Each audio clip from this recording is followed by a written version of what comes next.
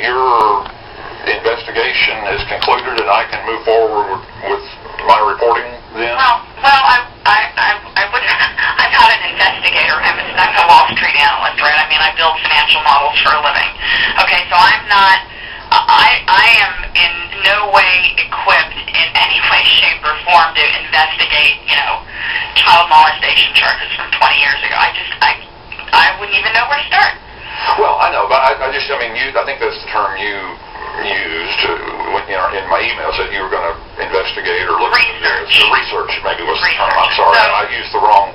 No, that's okay. But because that's what I do. I absolutely do research. But what I'm saying is that I'm not putting kind of a time certain around it. Will I try to find out more? Of course, try to find out as much as I can about it. But again, this is one of 18 stocks that I cover and is among the smallest of the companies that I cover. So, is it, high on my priority list today? Probably not. Will I keep my eye on it and try to find some information? Absolutely.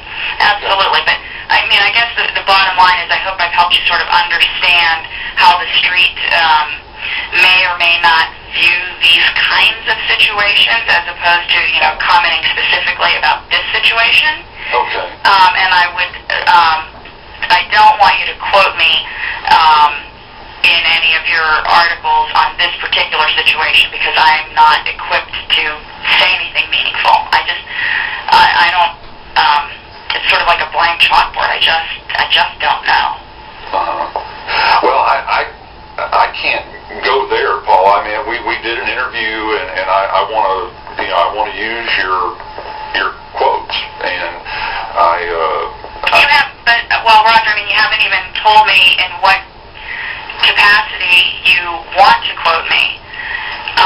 So, I'm trying to be, act in good faith here and help you understand. You asked me about the underwriting process. I felt like I took a lot of time to help you understand that. I'm trying to be as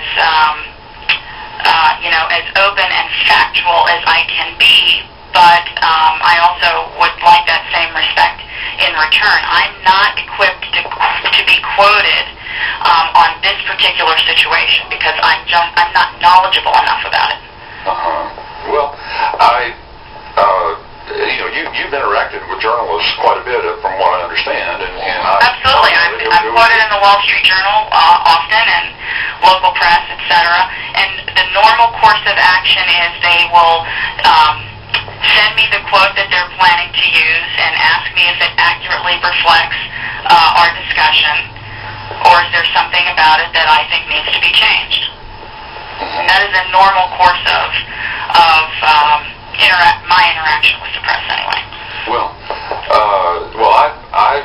We had an on-the-record interview, and I'm going to use the quotes. I did say I would hold off while you research this, but it sounds like your research is pretty much finished. So I didn't say that. I did not say that, Roger. What I said was I am not equipped. I have 2 people that work for me, and that's it. And I cover 18 companies.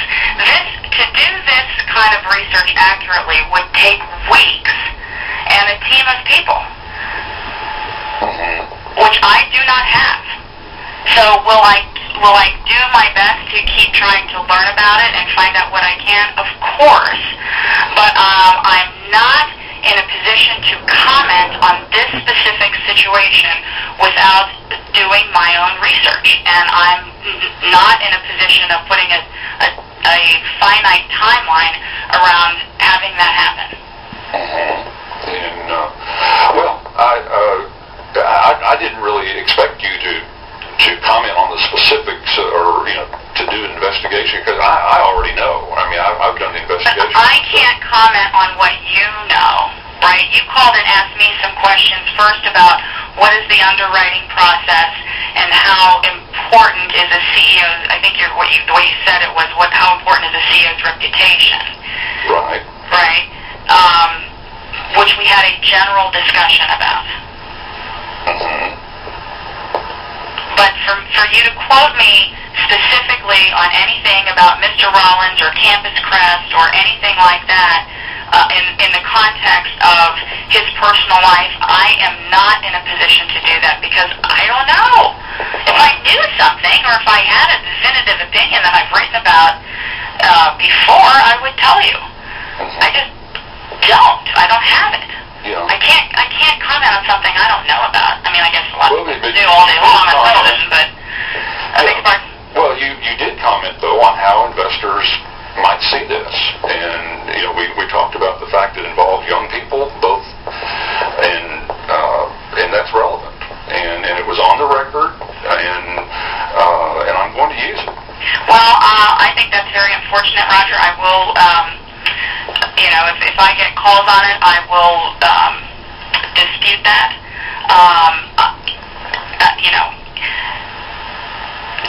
I answered your call not knowing, in good faith, in trying to be helpful, not even knowing in which publication you might be utilizing this. I mean, there was nothing in your introductory email that said, I'm writing for X publication. Mm-hmm. Well, I've given you all that information, and I would have... Subsequent to our conversation. Yeah. Subsequent to our conversation. And I would have... So I responded to your inquiry and your request in a back and forth dialogue to help you better understand something that you told me you wanted to understand. Mm-hmm. Exactly. And I feel like I did that. But I'm a reporter. I said right up front, I'm a journalist. For me to understand, but also for me to report on. That's what I do. And I'm just, it's a story that I'm reporting on, and I think your insights on it are important. And I do appreciate. I thought you handled the interview very well, and I appreciate that. But I'm not going to. This is an important subject. This man has. It's been very, very alarming what has happened. And one of the reasons it hits home somewhat personally to me is this happened in the same court where I have had, issues too. And so I know what it's like to go. But Roger, let me interrupt you, please. What it sounds like to me from what you said and from the postings that you sent me that I've read, your writings and your discussing this sounds extremely personal. It does not sound objective in my view at all. It sounds extremely personal, and I don't know why that might be. And I'm not making any value judgments about what may or what has happened to you in the past. I'm in no position to do that. I'm in no position to do that. Mm-hmm. Okay?